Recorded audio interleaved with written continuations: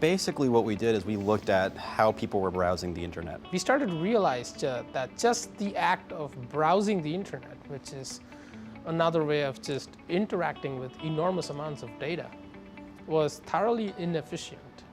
And what we wanted to do was, instead of having to go to Google or go to Yahoo or go to Microsoft and say, this is what I'm looking for, we wanted that to be at the forefront of your browsing experience. So we weren't trying to build a new search engine.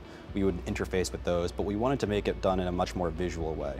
Let's say you were planning a trip, and before planning the trip, you're looking up a whole bunch of things.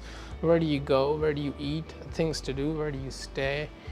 And let's say you did that. Let's say you used Chrome to do all of that, and you have these 40 tabs open in front of you.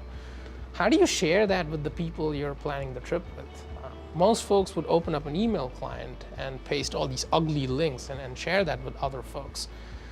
Ayuble let you do that in a more intuitive way. With Ayuble, you could drag these tabs and create these beautiful bubbles. It was a wonderful way of organizing content.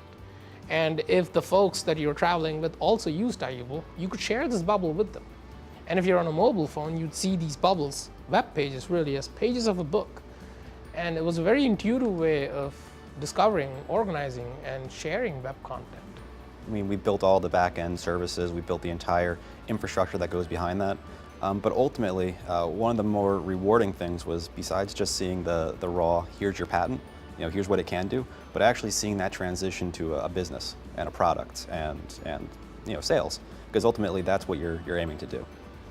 When you think inventor, you think Thomas Edison, and to know that we're getting an award named after him, that's incredible. Growing up in India, you'd read about these great inventors and how they came out to change the world, and to be in a workshop where Edison worked is humbling. I don't have words to describe how this feels. It's incredible.